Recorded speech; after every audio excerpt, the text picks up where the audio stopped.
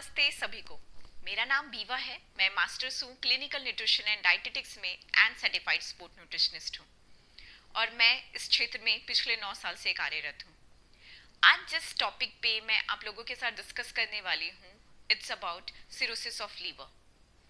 Cirrhosis of liver में क्या होता है कि लीवर का जो सेल है वो डैमेज होना शुरू हो जाता है और कमाल की बात यह है कि 80 to 85% डैमेज होने के बाद भी इसके कोई सिम्टम्स शो नहीं होते। अगर इसके सिम्टम्स को अर्ली स्टेज में पता कर लिया जाए तो ये डिजीज कंप्लीटली रिवर्सिबल है।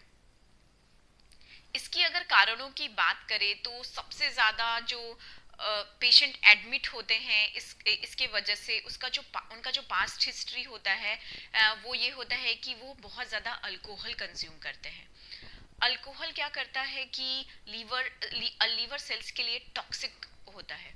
ये लीवर सेल्स पे ओवरलोड करता है, लीवर सेल्स के वर्क को ओवरलोड करता है, जिसकी वजह से लीवर में जो मेटाबॉलिज्म का जो प्रोसेस है वो स्लो डाउन हो जाता है, विच कॉज इन्फ्लामेशन।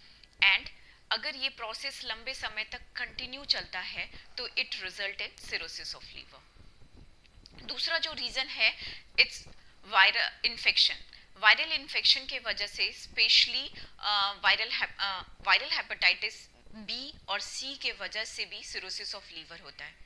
फूड में टॉक्सिन्स के वजह से भी सिरोसिस ऑफ लीवर होता है, specially alpha toxins. Alpha toxin जो है वो मोल्ड्स के द्वारा प्रोड्यूस होता है और ये कॉन्टेमिनेट करता है ग्रेन्स को, लेंटिन्स को। इसीलिए जब भी आप फूड कंज्यूम करते हैं तो फूड को प्रॉपरली वॉश करके खाएं। जब भी आप फूड कहीं पे भी स्टोर करते हैं तो उसके स्टोरेज पे ध्यान रखें, खुले में खाने को मत छोड़िए ताकि कॉन्टेमिनेशन से बचे रहिए। Now moving on to the dietary management of cirrhosis of liver। तो सिरोसिस ऑफ लीवर में कैलोरीज की जो रिक्वायरमेंट है वो काफ़ी ज़्यादा बढ़ जाती है। बट क्या होता है कि ऐसे पेशेंट्स को ना इनटेक फूड खाने का इच्छा नहीं होता ड्यू टू नॉजिया या फिर एनोरेक्सिया की वजह से, पोर्टल हाइपरटेंशन की वजह से वो लोग खाना कम खाते हैं।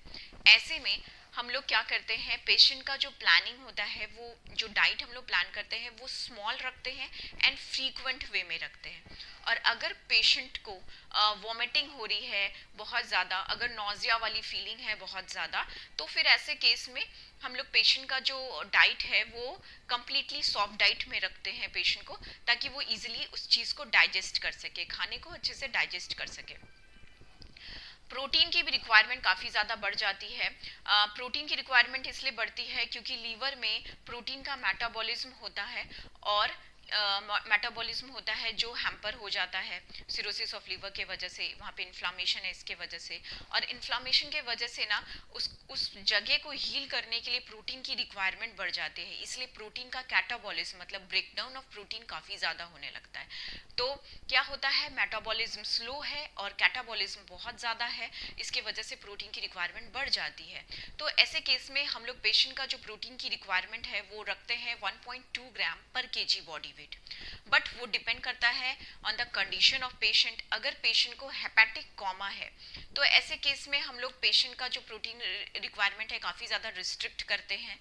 और प्रोटीन में भी स्पेशली एल्बुमिन पे ज़्यादा ध्यान रखते हैं क्योंकि एल्बुमिन का सिंथेसिस जो है वो लीवर में ही होता है।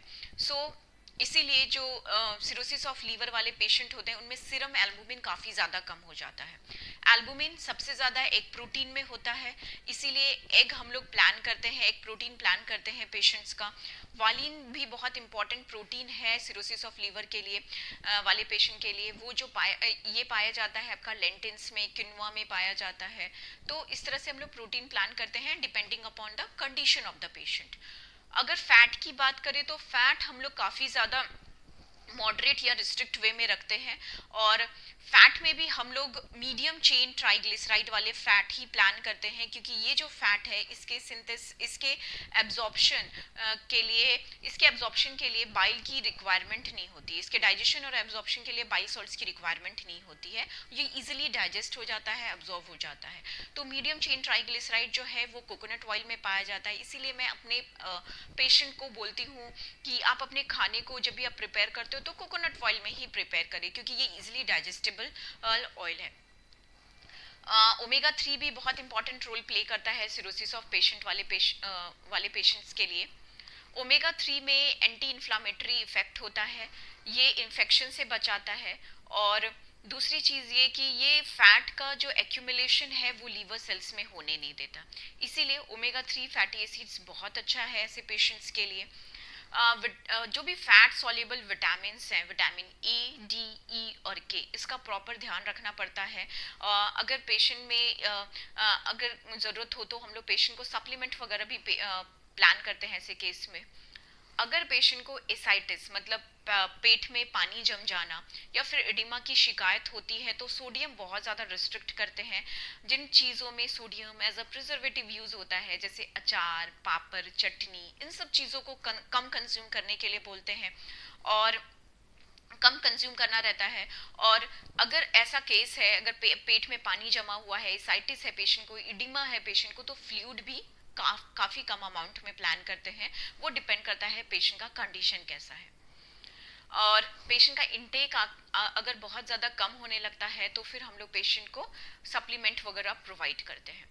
होप सो आपको ये मेरा वीडियो यूज़फुल लगा हो। अगर यूज़फुल लगा है तो प्लीज़ मेरे चैनल को लाइक करें, शेयर करें, सब्सक्राइब करें। Thank you so much.